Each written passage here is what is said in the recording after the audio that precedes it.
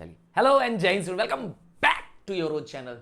और आपका बहुत सारा मैसेजेस आ रहा था कि सर पॉलिटिकल साइंस में भी लेसन वीडियोस बना दीजिए। तो बस सिर्फ और सिर्फ आपके ही कॉन्फिडेंस देने पर मुझे लगा कि पॉलिटिकल साइंस पर भी सारा वीडियो होना चाहिए। तो स्टार्ट कर रहा हूँ। आज चैप्टर है कॉन्स्टिट्यूशन। हाँ, आपके ये सिर्फ और सिर्फ आपके एक्सक्लूसिव डिमांड पर ये चैप्टर आ रहा है। बात करेंगे कॉन्स्टिट्यूशन क्या है। तो कॉन्स्टिट्यूशन हिंदी वर्ड बोलेंगे तो संविधान, मतलब supreme law of the land, और मतलब एक ऐसा डॉक्यूमेंट या एक ऐसी पावर जिससे देश को चलाया जा सकता है। अब इमेजिन करिए 5 साल होता है, देश में जनरल इलेक्शन आ जाते हैं, लोग प्रधानमंत्री को चुनते हैं, अलग अलग पॉलिटिकल लीडर्स को चुनते हैं, पार्लियामेंट चलती है और देश की सुप्रीम कोर्ट काम कर रही है, लोगों के राइट्स ड्यूटीज बताए गए हैं, गवर्नमेंट को उनकी रिस्पॉन्सिबिलिटी बताई गई है। ये सब कहाँ लिखा है भाई? कैसे देश चलेगा? हाउ? तो ये सब कुछ लिखा है इसी कॉन्स्टिट्यूशन में। हर देश को अपना कॉन्स्टिट्यूशन होना चाहिए, उसका कॉन्स्टिट्यूशन उसकी पहचान है, उसका डिसीजन है कि कैसे वह देश को चलाना चाहते हैं। तो आज कॉन्स्टिट्यूशन के बारे में समझेंगे और अलग अलग कॉन्स्टिट्यूशन के जो टाइप्स हैं उसके बारे में जानेंगे, उनके मेरिट्स डिमेरिट्स के बारे में जानेंगे। तो आइए बुकिश डेफिनेशन देखते हैं। What is constitution? तो constitution is a set of fundamental laws. क्या है? फंडामेंटल या बेसिक लॉज हैं that outlines the organisation, power and duties of government. मतलब गवर्नमेंट के पास क्या पावर है, ड्यूटीज हैं, ये सब कुछ लिखा है। इवन हम लोगों के, यस मेरे और आपके पास जो फंडामेंटल राइट्स है वो भी इसके अंदर लिखे हैं। एक तरह से मैंने कहा ना, it is the supreme legal document according to which the government of country is run.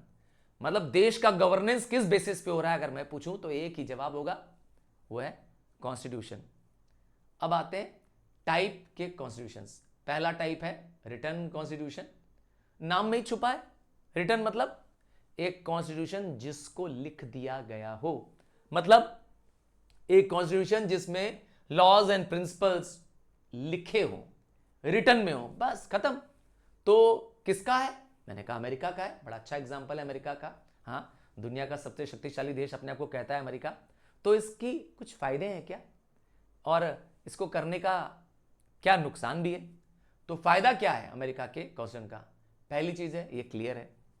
देखिए, अगर कोई चीज आप लिख देते हैं, एक डॉक्यूमेंट है जो लिख दिया गया है और इसको हम जब चाहे तब यूज कर सकते हैं as a reference, so it is as a reference point.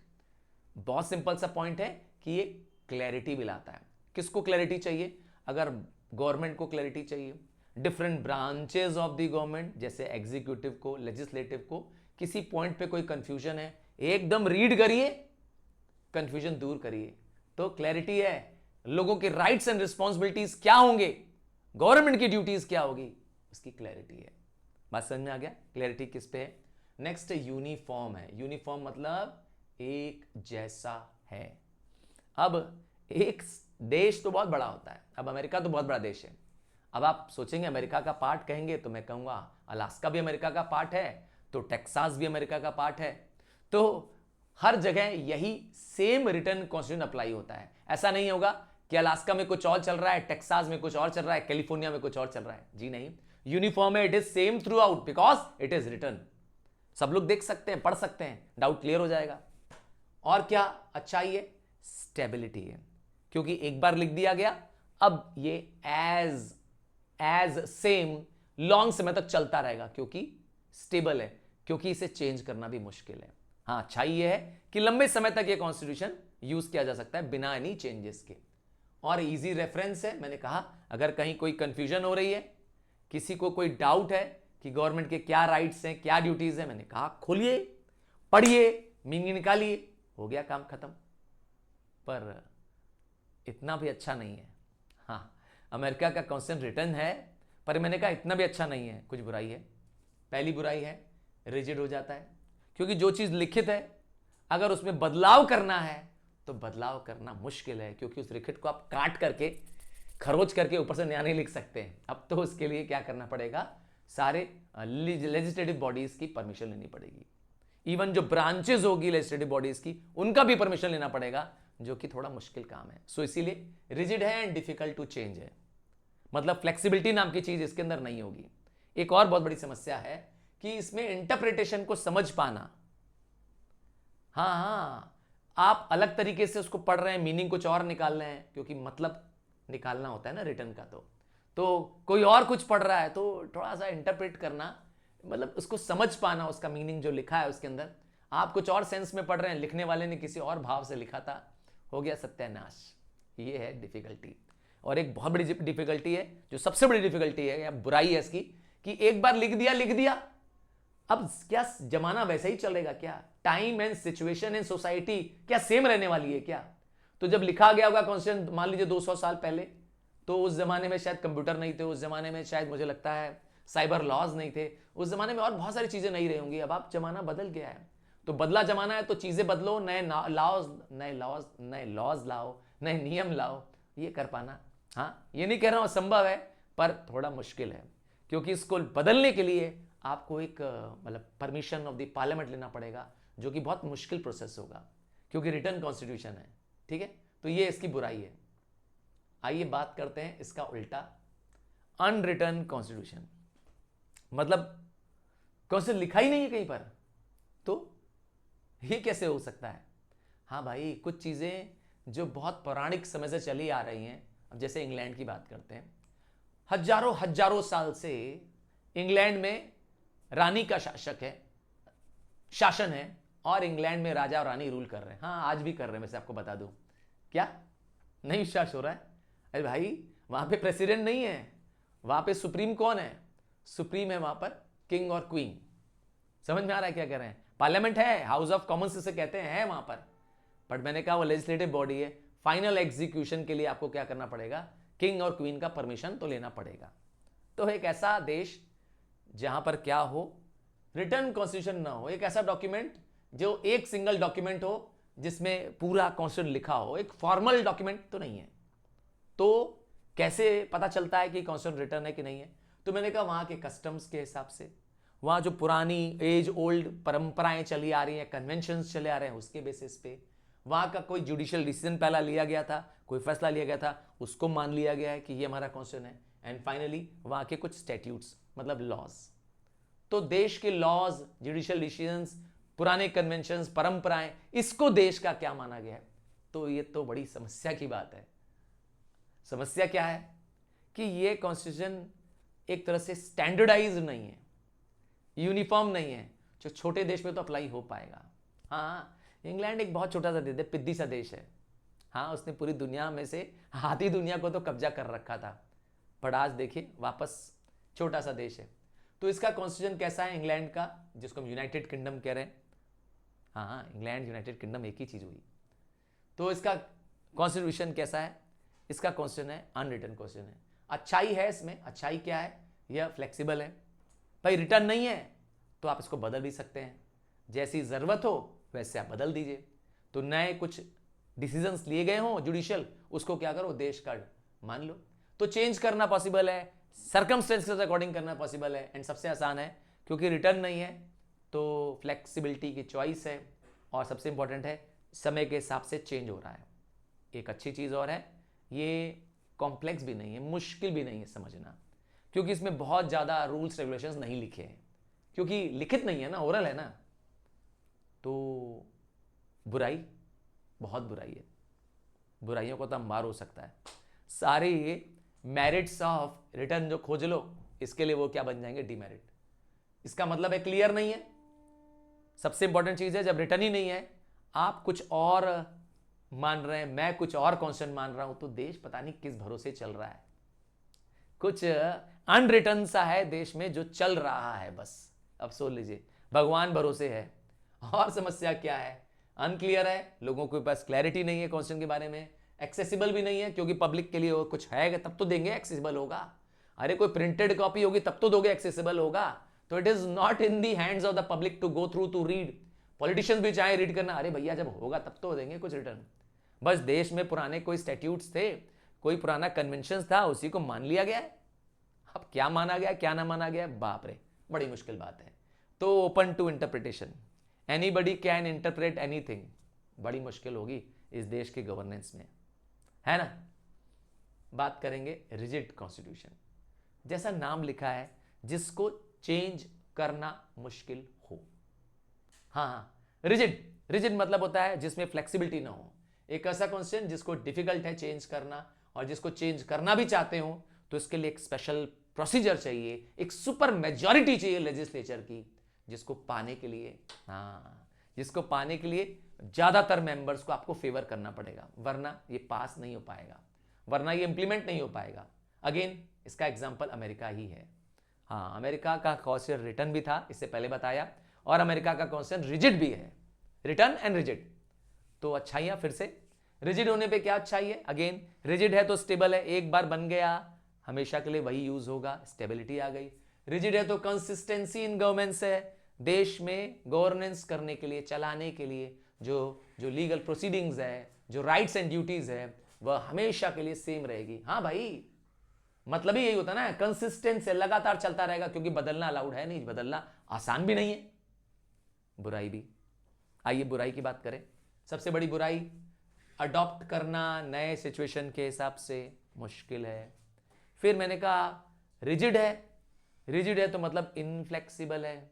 एक और समस्या आती है, इसको लोग समझ सही से पाएं, ये एक बहुत बड़ा चैलेंज है। हाँ, नेक्स्ट है इसका ठीक उल्टा, रिजिड का उल्टा फ्लेक्सिबल, मतलब वह जिसे बदला जा सके, वह जिसे आसानी से अमेंड कर सके। तो इसके लिए बस सिंपल सा लॉ पास करना है लेजिस्लेचर में, मतलब पार्लियामेंट में, और काम खत्म। अगेन फिर से आ गया यूनाइटेड किंगडम, यूनाइटेड किंगडम के बारे में बताया था। तो यूनाइटेड किंगडम में कैसा कॉन्स्टिट्यूशन है, मैंने कहा था अनरिटर्न कॉन्स्टिट्यूशन है, तो इसको बदलना आसान है। एडेप्टेबिलिटी है इसके अंदर, सबसे बड़ा फीचर है। Quickly respond to change in society, समाज में कुछ नई जरूरतें आई हैं, उसके हिसाब से इसको अडॉप्ट किया जा सकता है, ये तो अच्छाई है इसकी। बुराई फिर से, स्टेबिलिटी नहीं है, मिसयूज हो सकता है और फ्रीक्वेंट चेंज हो जाएगा। जब हमको मालूम है कि इसको चेंज करना आसान है, तो हर नई गवर्नमेंट जो आ रही है वो कुछ अपना नया क्या करती जा रही है, इसमें जोड़ते जा रही है, ये तो बड़ी समस्या है। Too many changes is possible because it is easy to change, है कि नहीं है। जो नया आ रहा है सरकार वो अपना नियम ठोके जा रहा है और बनाया जा रहा है। भाई क्या करना है, सिंपल पार्लियामेंट में चेंज लाना है। ये भी एक बुराई है, बहुत बड़ी बुराई है। बहुत आसान भी नहीं होना चाहिए ना कोई काम। जब कोई चीज़ जिंदगी में बहुत आसान हो जाती है तो उसकी वैल्यू खत्म हो जाती है कि नहीं है। चलो आगे देखते हैं, बात करते हैं amending procedure in United kingdom. तो इंग्लैंड में कॉन्स्टिट्यूशन तो रिटर्न है नहीं, आप तो जानते ही हैं, अभी बताया। और जब कॉन्स्टिट्यूशन रिटर्न नहीं है तो उसको चेंज कर सकते हैं। चेंज करना है तो मैंने कहा बस पार्लियामेंट में क्या करना है, एक लेजिस्लेशन, एक बिल पास कराना है, बात खत्म हो जाएगी। ठीक है, कैसे पास कराएंगे, मैंने कहा एक्ट ऑफ द पार्लियामेंट से करा लेंगे। बहुत कोई स्पेशल प्रोसीजर, कोई मतलब जैसे 2/3 मेजोरिटी चाहिए, नोटिस जारी करना है, ऐसा कुछ नहीं है। सिंपल मेजोरिटी, बस काम खत्म। तो मेरिट्स फिर से वही हो गया, फ्लेक्सिबल है, इजिली अमेंडेड है। बुराई क्या हो गई, फ्रीक्वेंट चेंजेस कर सकते हैं, लॉन्ग टर्म स्टेबिलिटी नहीं है। Too many changes means too little trust on it. हाँ, जिसमें बहुत जल्दी बदलाव आ जाए, आप कैसे विश्वास करोगे। अमेरिका के पास आ जाओ तो मैंने कहा रिटर्न कॉन्स्टिट्यूशन है, रिजिड कॉन्स्टिट्यूशन है। इसका मतलब है कि यह कॉन्स्टिट्यूशन बदलना मुश्किल है, पर बदल सकते हैं। मुश्किल है, नामुमकिन नहीं बोला मैंने, मुश्किल है, बदल सकते हैं। पर मैंने कहा फिर वही बदलने के लिए क्या करना पड़ेगा, स्पेशल या सुपर मेजॉरिटी की जरूरत पड़ेगी। इसको इसके अंदर कई बार क्या होता है, दूसरे स्टेट्स की भी परमिशन लेनी होती है, अगर laws are related to the states. हाँ, जैसे अमेरिकन स्टेट्स की बात कर रहा हूं। फिर मेरिट्स स्टेबल है, कंसिडरेशन करना होता है काफ़ी चीज़ों को, मतलब कई सारा डिबेट डिस्कशन होता है ना, इतना जल्दी पास नहीं होता है। सो वो सारी कमियां दूर हो जाती है उस दौरान। ठीक है, मतलब जब इसको बदलाव करने की बात कर रहे होते हैं ना, तो उस पर खूब बहस छिड़ती है, खूब डिबेट डिस्कशन, बहसा बहसी, तब जाके पास होता है। तो उस दौरान क्या होता है, इसके अंदर अगर कुछ कमी रह गई थी तो वो कमी दूर हो जाएगी, क्योंकि जल्दबाजी में तो काम होना नहीं है। और डिमेरिट क्या है, डिफिकल्ट टू अमेंड है, चेंज करना, अडेप्ट करना नए चीज़ों के साथ मुश्किल है। बात करते हैं अपने प्यारे भारत की। अरे हमारी बात करते हैं, हमारे अपने इंडिया की बात करते हैं कि हमारा कॉन्स्टिट्यूशन कैसा है। तो 1946 में कैबिनेट मिशन आया इंडिया में, कैबिनेट मिशन ने डिसाइड किया कि हम भारत को ट्रांसफर ऑफ पावर कर देंगे, हाँ भारत को आजाद कर देंगे। इसके लिए भारत में खुद का संविधान बनाना पड़ेगा। भारतवासियों को देंगे परमिशन कि आप अपना कॉन्स्टिट्यूशन खुद लिखिए। 389 मेंबर्स को क्या किया गया, इलेक्ट कराया गया फ्रॉम दी लेजिस्लेटिव असेंबलीज। मतलब उस समय प्रोविंशियल लेजिस्लेचर चलता था उस समय, हाँ रूलर्स थे बहुत सारे ना, तो उनके भी राज्यों में लोगों को अपॉइंट किया गया और 389 मेंबर्स को पावर दिया गया कि अब वो देश का संविधान लिखेंगे। और आपको पता होना चाहिए कि इसके chairman of the drafting committee थे डॉक्टर B.R. अम्बेडकर। हाँ ओवरऑल चेयरमैन जो थे ड्राफ्टिंग कमेटी के नहीं, ओवरऑल चेयरमैन जो थे डॉक्टर राजेंद्र प्रसाद जी थे, जो कि देश के पहले राष्ट्रपति बनेंगे। बात करते हैं इंडियन कॉन्स्टिट्यूशन की, तो कैसा है कॉन्स्टिट्यूशन, और बड़ा गजब का है क्योंकि हमारे कॉन्स्टिट्यूशन में one of the lengthiest procedures को जोड़ा गया है। हाँ क्योंकि हमने दुनिया भर के कॉन्स्टिट्यूशन को पढ़ा। हमारे जो कॉन्स्टिट्यूशन असेंबली थी उसने 2 साल 11 महीने 18 दिन, बाप रे इतना लंबा समय लिया कॉन्स्टिट्यूशन को लिखने में। तो इसका मतलब है हमारा कॉन्स्टिट्यूशन रिटर्न है। मैंने कहा हमने दुनिया भर के कॉन्स्टिट्यूशन को पढ़ा, चाहे वो अमेरिका हो, फ्रांस हो, अलग अलग देशों के कॉन्स्टिट्यूशन को पढ़ा। उनमें से जो अच्छे पॉइंट्स लगे हमारे देश के लिए, हमारे नए भारत आजाद होते हुए भारत के लिए जो जरूरत लगे उस सबको जोड़ा गया। भविष्य को सोचते हुए वह सब अच्छाइयां जोड़ी गई जो देश की गवर्नेंस को स्ट्रांग एंड बेटर बनाती है। इसीलिए भारत का कॉन्स्टिट्यूशन दुनिया का सबसे बड़ा और बहुत रिचेस्ट कॉन्स्टिट्यूशन माना जाता है। अब बात करेंगे, रिटर्न कॉन्स्टिट्यूशन तो है, फ्लेक्सिबल नहीं है, पूरा थोड़ा रिजिड है। अब प्रोसीजर क्या है, मैंने कहा अमेंडमेंट कर सकते हैं, स्पेशल मेजॉरिटी चाहिए, मतलब कम से कम 2/3 लोग सपोर्ट में होंगे तभी इस अमेंडमेंट का बिल पास हो पाएगा। इसका मतलब अमेंड करना इतना आसान नहीं है, और कुछ केसेस में तो अलग अलग स्टेट से भी परमिशन लेनी पड़ती है। मेरिट्स क्या है हमारे इंडिया के कॉन्स्टिट्यूशन का, मैंने कहा इंडिया का कॉन्स्टिट्यूशन स्टेबल है, बता दिया रिटर्न कॉन्स्टिट्यूशन है तो स्टेबल कॉन्स्टिट्यूशन है। और सबसे इंपॉर्टेंट चीज है, इसमें समाज में हर तबके के लोगों का ध्यान रखा गया है। इसमें एक रेफरेंस पॉइंट है जिसको आप जब चाहे तब क्या कर सकते हैं, पढ़ सकते हैं। कॉन्स्टिट्यूशन में क्लियरली लिखा हुआ है duties, rights, responsibilities of the government as well as the rights of the citizen. तो कोर्ट्स को पता है किसकी क्या राइट्स एंड रिस्पॉन्सिबिलिटीज है, और कोर्ट को एम्पावर कर दिया गया है इस कॉन्स्टिट्यूशन से कि वो जब चाहे तब लेजिस्लेचर द्वारा कोई ऐसे प्रोविजंस पास करे जो देश के हित में ना हो, उसको वो नल एंड वॉइड कर सकती है। मतलब हमारे अगर गवर्नमेंट चाहे, भाई गवर्नमेंट के पास तो मेजॉरिटी होती है कई बार, तो मेजॉरिटी से क्या करे, कोई ऐसा कानून बना दे जो हमारा फंडामेंटल राइट छीन रहा है, हमारे फंडामेंटल को एक्सप्लोइट कर रहा है। सुप्रीम कोर्ट तुरंत क्या करेगी, उस कानून को भली मोदी बना दे, भली योगी बना दे, कोई भी बना दे, अगर वह प्रोविजंस ऑफ द कॉन्स्टिट्यूशन के खिलाफ होगा तो उसे नल एंड वॉइड घोषित कर दिया। ये पावर है हमारी कोर्ट्स के पास। ये सब कहां लिखा है, ये भी कॉन्स्टिट्यूशन में लिखा है। ये अच्छाई है हमारे कॉन्स्टिट्यूशन की। इसको चेंज करना, कुछ सेक्शन को तो बहुत ही हार्ड बनाया गया है, कुछ सेक्शंस इसके डिफिकल्ट है चेंज करने के लिए। अच्छा अब बुराइयां बता दें, बुराई क्या है, certain sections are hard to amend, जो तो पहले ही बता दिया, तो उस जगह रिजिडिटी वाली प्रॉब्लम आ जाएगी, मतलब अब उसको चेंज करना है तो मुश्किल है। और there is still a flexibility in some areas, और कुछ जगहों पे क्या है, मैंने कहा फ्लेक्सिबिलिटी है, सिंपल तरीके से उसको चेंज किया जाता है। तो मतलब अच्छाई बुराई कुछ मैचिंग करते हुए भी हमारे भारत का संविधान सर्वश्रेष्ठ है। चलिए, मैंने सिर्फ जो भी किया वो सिर्फ तुम्हारे कहने पे किया था, हाँ, सिर्फ आपके कहने पे कर रहा हूं। बस चाहिए मुझे आपसे ढेर सारा सपोर्ट, क्योंकि इस चैनल पर सबसे कम व्यूज हैं, सबसे कम व्यूअर्स हैं, और एक्सेसिव कंटेंट में सिर्फ आपके लिए बना रहा हूं, सिर्फ और सिर्फ तुम्हारे लिए बना रहा हूं। So just need a support, share with your friends, classmates, ताकि मैं और ऐसे कंटेंट बनाऊं। Bye, take care, God bless you. अगला चैप्टर मुझे बता दीजिएगा कौन सा चाहिए।